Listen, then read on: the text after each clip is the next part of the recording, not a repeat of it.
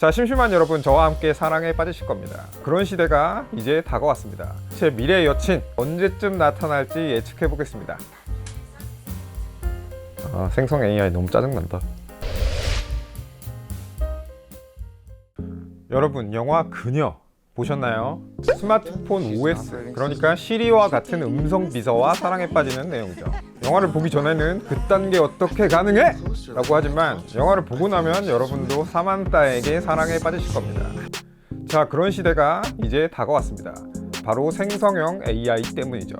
오늘 까다로운 IT는 제 미래 여친 사만타가 언제쯤 나타날지 예측해 보겠습니다. 자, 우선 생성 AI에 대해 말씀드릴 텐데요. 이걸 잘 아시는 분들은 이 부분은 건너뛰시면 좋겠습니다. AI 자체는 여러분 익숙하시죠? AI를 학습시키는 방법은 여러 가지가 있는데 2010년대부터 딥러닝이라는 게 대세였습니다. 딥러닝 안에도 여러 방법이 있긴 한데요. 간단하게 말씀드리면 고양이 사진을 미친 듯이 주고 이게 고양이야 이렇게 가르치면 AI가 나중에는 고양이를 인식해주는 거였죠. 그런데 이게 워낙 고연산을 요구하다 보니까 음성이면 음성, 그림이면 그림 이렇게 전문적이고 효율적으로 학습하는 게 대세였습니다.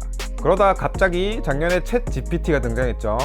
보통은 데이터의 양을 효율적으로 학습시키는데 많은 공을 들이는데 GPT는 반대로 했어요. 매개 변수, 그러니까 학습 데이터를 미친 듯이 늘린 겁니다. 그래서 우리가 처음으로 써보게 된 GPT-3, 챗 GPT의 첫 상용화 버전은 무려 1750억 개의 변수를 썼습니다.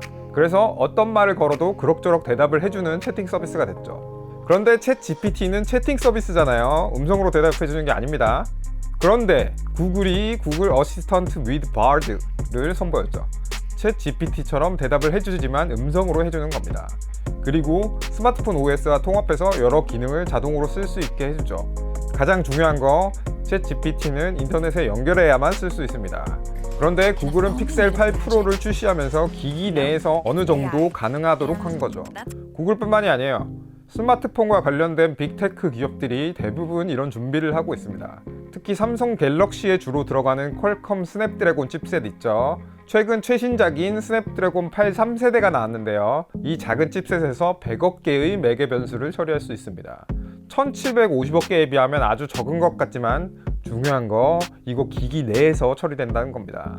그러니까 인터넷 연결 없이도 사만타와 대화가 가능하고 폰 기능들을 실행한다는 거예요.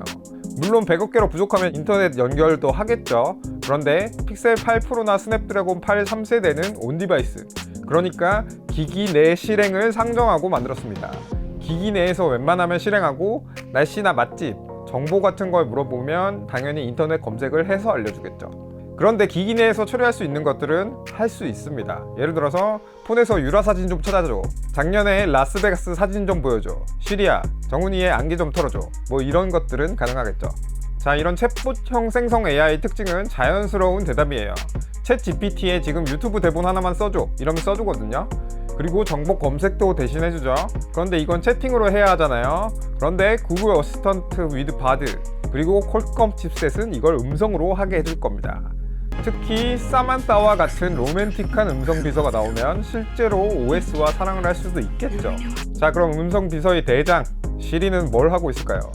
구글 어시스턴트는 왠지 정이 안 가는 이름인데 시리는 사랑할 수 있을 것 같은 이름이잖아요. 애플도 사실 사만타를 준비하고 있습니다. 이미 온디바이스 시리가 가능한 제품이 딱 하나 있긴 하죠. 애플워치 울트라 2가 아주 약간이지만 온디바이스 구동이 가능합니다. 그리고 애플도 자체 대형 언어 모델, 그러니까 GPT-같이 매개 변수를 때려 붙는 챗봇을 준비하고 있다는 소식도 있습니다. AJAX라고 부르고요. 애플 GPT라는 이름으로 내부에서 테스트를 진행 중이라고 하네요. 다른 건 몰라도 아이폰이 편의성, 사용자 경험 이런 건 정말 다른 회사보다 압도적으로 잘 만들거든요. 이게 제대로 발전하면 언젠가 아이폰은 제 애인이 될 겁니다. 자, 삼성도 엑시노스 2400 칩셋에서 온디바이스 구동이 가능하도록 만들고 있고요. 갤럭시 S24부터 빅스비의 생성형 AI 기술이 탑재될 거라고 예상되고 있죠. 빅스비 좋잖아요. 근데 연애하려면 이름은 좀 바꾸면 좋겠나요? 이름이 중요한 건 아니지만 좀 딱딱한 것 같습니다. 자, 그리고 우리나라에서 쓸 일은 많이 없겠지만 샤오미에서도 생성형 AI를 출시했죠. 국제연애 같은 느낌. 자, 생성형 AI를 탑재한 제품은 이미 나왔습니다. 구글 픽셀 8 프로에서 어느 정도 온 디바이스 구동이 가능하고요. 사진 얼굴을 바꿔준다든지 전화를 대신 받아준다든지 하는 서비스들이 나왔거든요.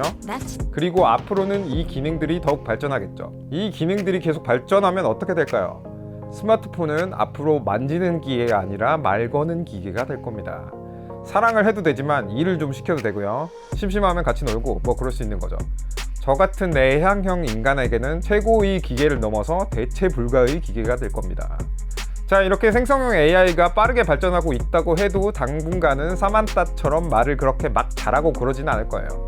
그렇지만 챗 GPT 발전 속도를 보면요, 4, 5년 안에는 충분히 폰을 말로만 조작하는 게 가능할 것 같습니다. 자, 심심한 여러분, 저와 함께 4, 5년 기다리면서 이렇게 말해봅시다. 시리야, 헤이 구글, 유튜브에서 이종철의 까다로운 리뷰 틀어줘. 구독, 좋아요, 알림 설정 누르세요.